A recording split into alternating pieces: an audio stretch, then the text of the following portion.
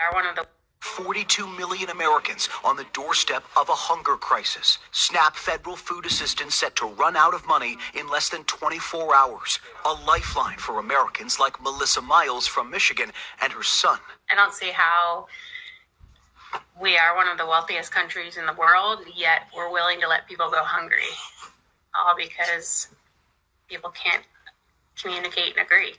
And this morning, the Trump administration defending its reversal, now saying it's not allowed to tap emergency funds to cover SNAP during the shutdown, despite a previous USDA plan to do just that. In a lawsuit brought by Democratic officials from more than 24 states, a federal judge now questioning the administration's rationale, saying, quote, "It's hard for me to understand how this isn't an emergency." Republicans arguing the money just isn't available. Some of the Democrats have argued that you can use this contingency fund, but the truth is there's no legal mechanism to do it. But Democrats pointing out SNAP has never run out of funds in its 60-year history, even during past shutdowns. The money's there, and Trump has said, don't spend a dime. We want to use hungry people as hostages in this crisis.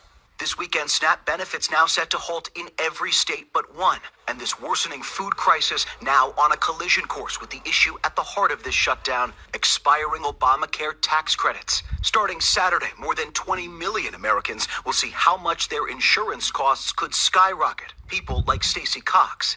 It's devastating. I don't know if I've ever cried opening a letter from an insurancer before, but it happened this time. She's been paying nearly $500 for coverage for her and her husband, but next year she says that will jump to more than $2,000 a month. Just that bill right there, that's more than our mortgage, our insurance, most of our food. That's what we're paying per month to live. Democrats are holding out for Republicans to negotiate with them on health care. Republicans have refused to do that while the government is shut down. Meantime, 1.4 million federal workers are still going unpaid. Some of these pallets of food actually heading out to distribution sites for them.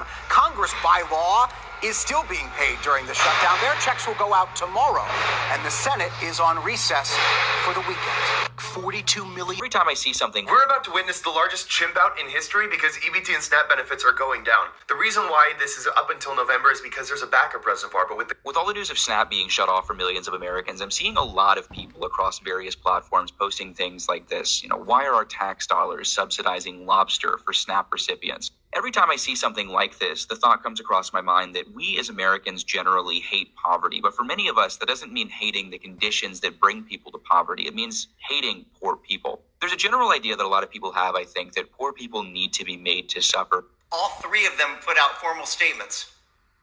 Walmart, Target, and Costco. You come in and you try to rip us off and then blame it on the government because you didn't get your EBT and you didn't get your SNAP benefits, and you think now we're going to foot the bill? Oh, hell no. Formal statements. Americans, you'll need to be careful this weekend. Let me explain why. I don't know if you've noticed, but America is a powder keg right now, and pretty much all of us are holding the match. We're about armpit deep in a government shutdown right now. There's a bunch of federal workers not getting paid, and a bunch of people are about to lose EBT. Now, if EBT goes away this weekend, a lot of people have said that they're going to go raid their local stores and maybe even their neighbors' homes. They're going to feed their babies one way or another because that's America's responsibility. The taxpayers' responsibility is to take care of them, and if they're not going to do that through EBT, they're going to do that by donating their own stuff. That's the general sentiment. This weekend, we're going to